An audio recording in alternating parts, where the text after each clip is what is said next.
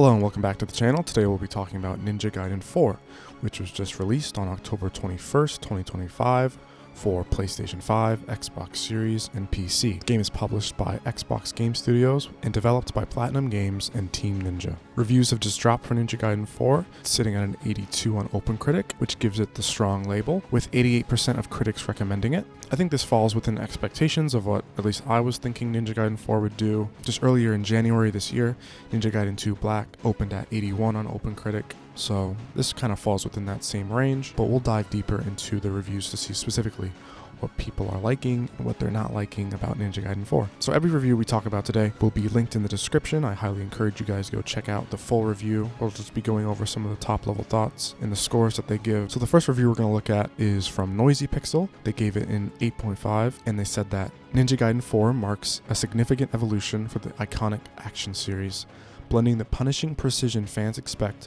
and putting that on the shoulders of a new protagonist, with some of the most stylish action systems to date. While its narrative stumbles and some enemy encounters repeat, the fluidity of its systems and incredible pacing make it one of the most thrilling action games in recent memory. So they also break it down into the good and the bad. There's always a fun section. So starting with the good, deep combat system encourages creativity with multiple weapons and allows you to switch weapons mid-combo. Excellent pacing, unlocks new skills and abilities at just the right time. Strong visual design. Stylish environments enhance the flow of combat. Satisfying challenge. Offers a rewarding difficulty curve with plenty of accessibility options. The bad. Weak narrative delivery. Story moments feel sparse and underdeveloped. Underwhelming boss buildup. Several bosses lack context or impact. So it looks like gameplay? Great.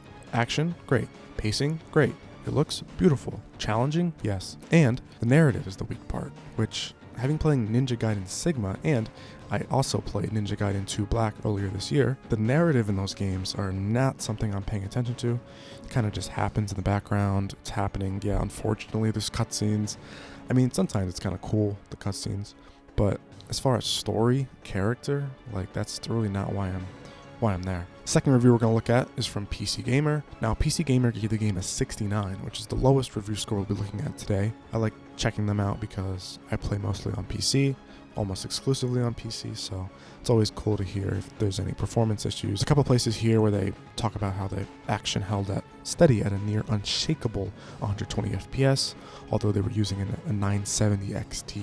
For those who don't know, that's a pretty top of the line card. I think that just came out recently. What they do say about the game itself, their little blurb about the game is that bloody good combat carries Ninja Gaiden 4 through its more granular and extraneous modern additions. I'm guessing it's a British writer. Bloody good combat. And they go on to write that as a sequel, Ninja Gaiden 4 failed to internalize what made its predecessors the kind of game that people return to again and again. But it also wasn't bold enough to fully cast off that burden and commit to wilding out the way the Platinum games of a decade ago excelled at. Another question he asks is, how much does that really matter? And he says he's still grappling with it. Even though there's much Ninja Gaiden 4 could have done better, it belongs to a vanishingly rare breed of fast, technical, flashy action games that thumbs its nose at the caution, stamina meters, and RPG systems of the last decade of Souls-likes. In these games, the only stat you need is kill, and I'm really thankful to be able to play a new one in 2025.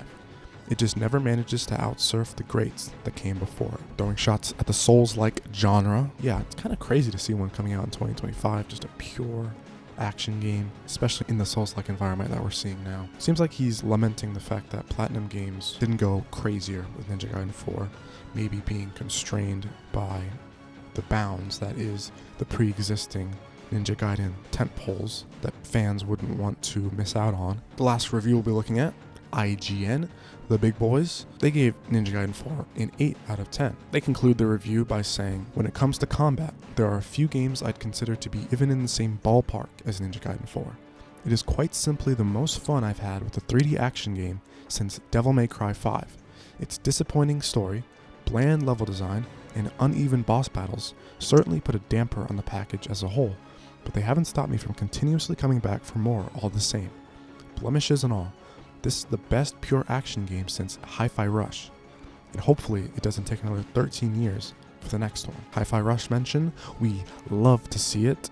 I will never forget Xbox for dismantling Tango Gamework. Thankfully they've been saved. We should be expecting Hi-Fi Rush 2 in the next few years. Yeah, a lot of praise here. Devil May Cry 5, Hi-Fi Rush, great company to be putting next to Hi-Fi Rush and Devil May Cry 5. Those truly are the best recent pure action games, at least that I've played. He mentions that he hopes it doesn't take another 13 years for the next one. There he's referencing the fact that Ninja Gaiden 3 was over 13 years ago. I don't really know about the future of the Ninja Gaiden franchise. We'll have to see how it sells. I'll be paying attention to the Steam numbers and the first week numbers from Famitsu. Look forward to that video in the coming weeks. Xbox Game Studios is publishing this one.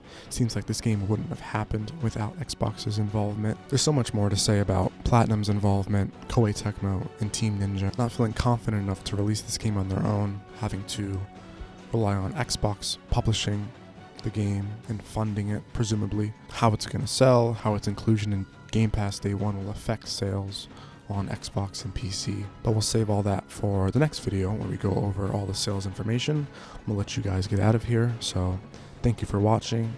Please like the video if you enjoyed the video, and subscribe for more coverage of Japanese games and the Japanese games industry. Goodbye.